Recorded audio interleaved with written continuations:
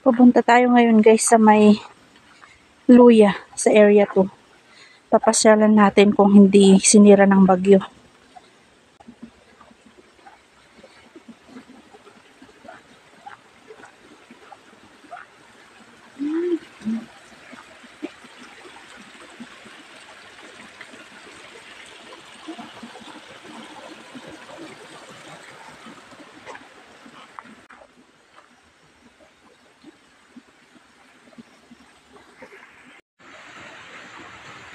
Nabago yung ilog after ng bagyo. Ayun, umabot dito yung tubig.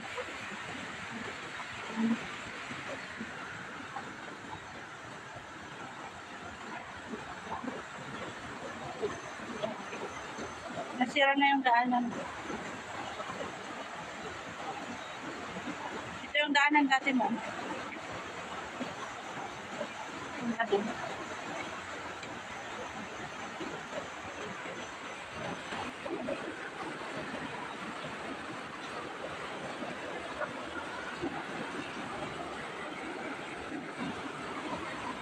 Malalim guys.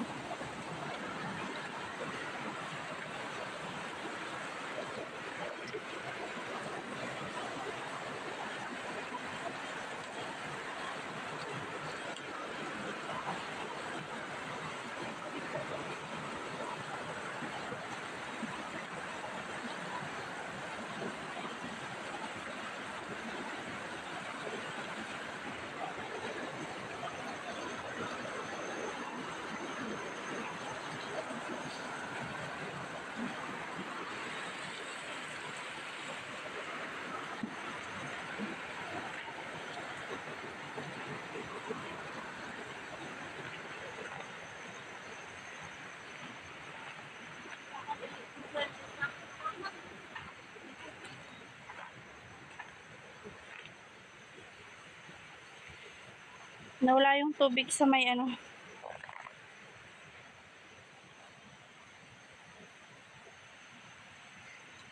merong may ito, anong tawag doon? May suso. Marami. Nawala ng tubig. Ano ba yan? May natumbang puno dito sa may daan.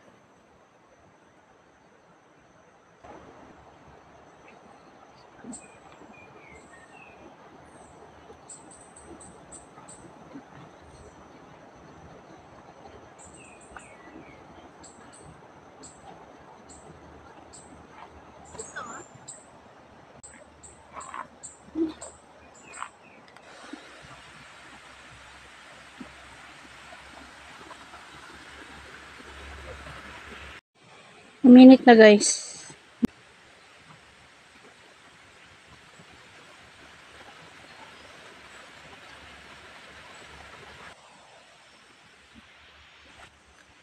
May natumba na namang puno dito.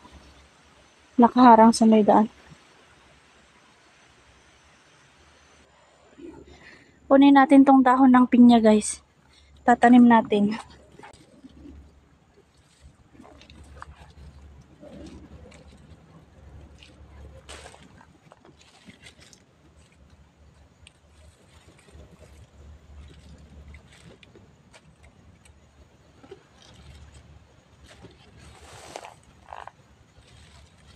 Piliin lang natin yung malalaki.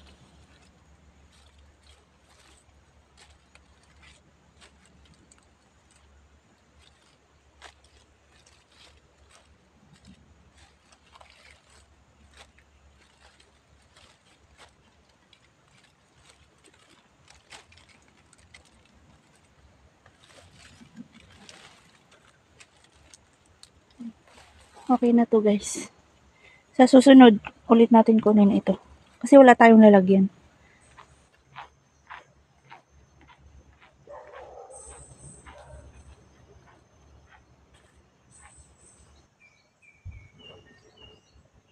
Malapit na tayo sa katotohanan guys.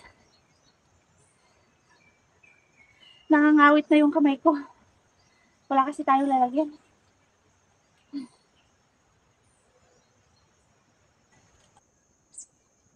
Ayan, so nandito na tayo sa luya natin sa area 2. Bibisitahin natin. Kung hindi pa nabagyo. Nandito na tayo guys. Sa wakas. Parating na tayo. So ito yung bahay natin dito sa bundok guys. Itutur ko kayo dito sa loob. Ito yung kusina. Magulo. Ayan. Siyempre, nasa bundok tayo. Ayan yung lutuan natin. Yan tayo nagluluto. Tara. Pasok tayo sa loob. Ayan. Walang laman.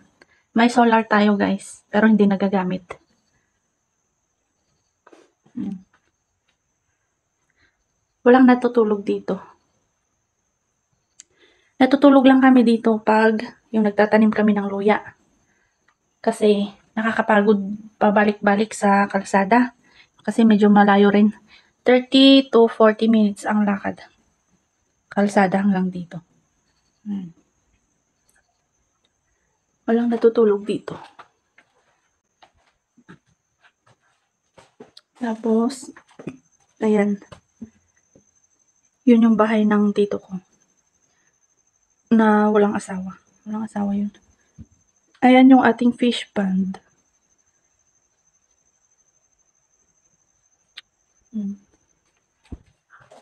Yun lang.